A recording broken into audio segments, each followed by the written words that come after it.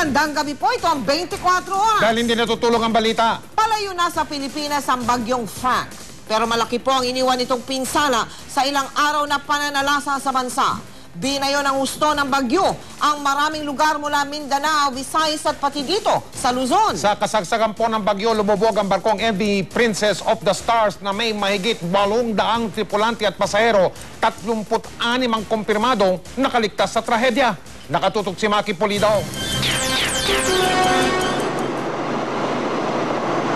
Maliit na bahagi na lamang ng MV Princess of the Stars ang nakikita mula sa ibabaw ng tubig.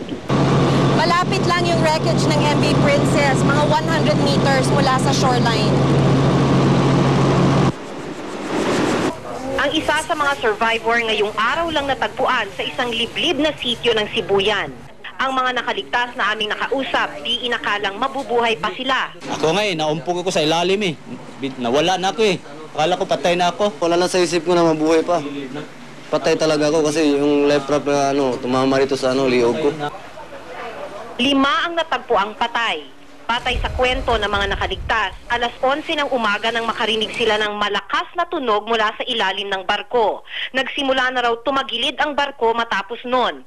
Nasabihan pa raw silang magsuot na ng life jacket. Bago mag alas 12 ng tanghali, abandon ship ang announcement na narinig sa kapitan. Di nagtagal, tumaob na ang barko. Ano po yung narinig din? Putok. Parang sa budiga na yun. Biglaan yata yun. Bumigay na yung lasing yata yun. Si Jesus Hika, isa sa mga nakatalon.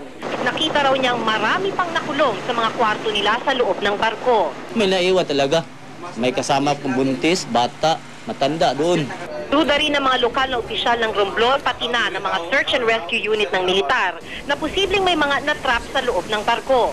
Nakapagtataka naman daw na sa mahigit 800 sakay ng MV Princess, wala pang 50 katao ang nare-recover. Nagdatingan na ngayong araw ang mga search and rescue unit ng pamahalaan.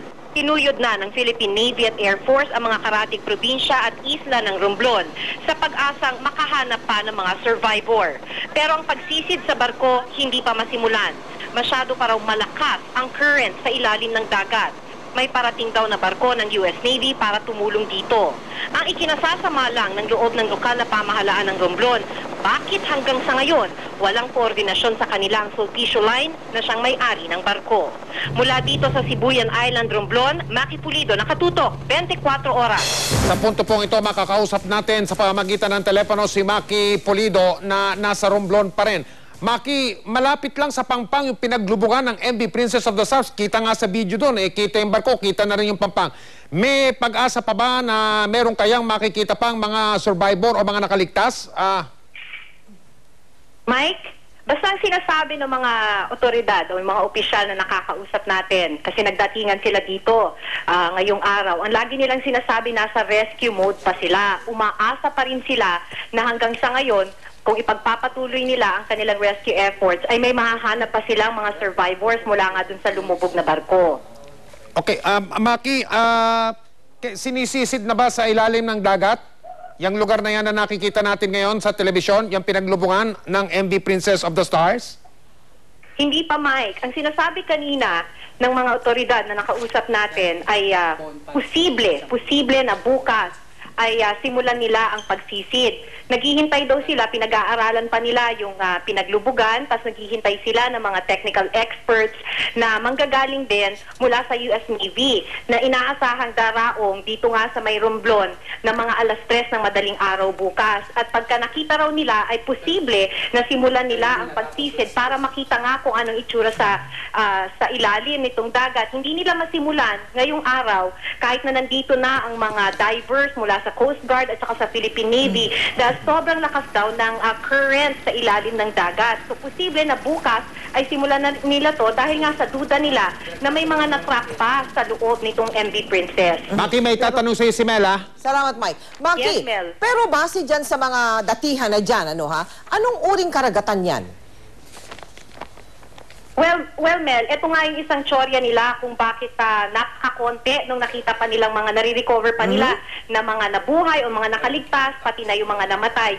Napakalakas kasi ng alon mula dito sa may Sibuyan Island. Posible nga raw, isa dun sa mga tsorya ng mga opisyal, ng mga nakausap natin, ay kahit na nang tumaob itong barko na ito, wala daw visibility, posibleng hindi nila nakita na malapit na sila sa Pampang, at the same time, napakalakas ng alon. Nagsimula kasing tumagilid itong barko na to, 10 nautical miles mula dito sa Sibuyan Island.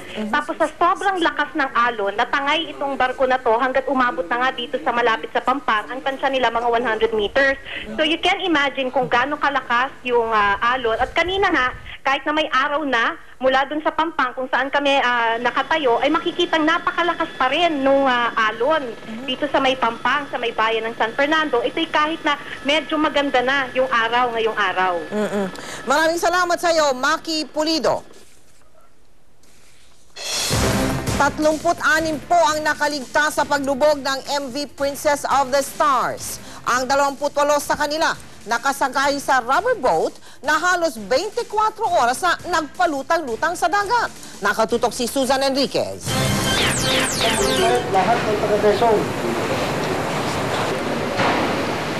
Ang mga life vest na ito at isang rubber boat ang nagligtas daw sa buhay ng 28 kataong lulan ng lumubog na MV Princess of the Stars. Mula Romblon, dito sila pinadpad sa Mulanay, Quezon, Linggo ng hapon. Matinding pagod at takot ang nasa mukha ng bawat isang nakaligtas. Kwento nila, normal naman daw ang pag-alis nila sa Manila patungong Cebu noong Biyernes ng gabi.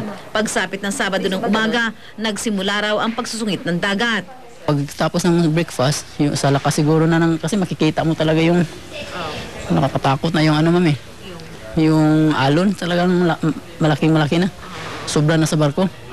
Malakas yung hangin, medyo tumatagil na yung barko. Then mga half hour lang, minto, uminit yung panahon. Bumalik ko ulit yung hangin sa kabila na, sa left side na. Doon na unti-unti na tumagilid yung barko. Tulad ng inaasahan, nagkaroon na raw ng komosyon ang mga pasahero, lalo na nang magbigay ng utos ang kapitan ng barko. Nung talagang dinesisyon na ng abandon ship na, talagang bumigay ng barko, lumulusot na yung tubig sa C5 ng cottage 5 ng barko. Magilid na, pagtumba na, kata na kami. Kanya-kanya ng anuhan. Pag declare ng abandon ship, suot sila ng life jacket, yung inflatable life raft nila. Pagkakita na may naman ng inflatable life raft, tumalon kagad. Si Jimmy Relativo nawaglit sa paningin ng kasintahan, busod na rin ng kaguluhan at pagkalito. Bigla ako nandulas. Paglingon ko sa kanya, ganyan, hindi ko na po nakikita eh. Kasi taob na yung barko eh. Swerteng nakasakay ng rubber boat ang 30 sa kanila. Pero ang isang walang life vest, nakabitaw at hindi na nakita. Ang pasaherong si Jonathan Pendon, nagtamo ng maraming galo sa katawan. Tiniis daw niya ang mahabang oras na pagkapit sa lubid ng life raft para lang makaligtas. Nakasabit lang kami sa gilid ng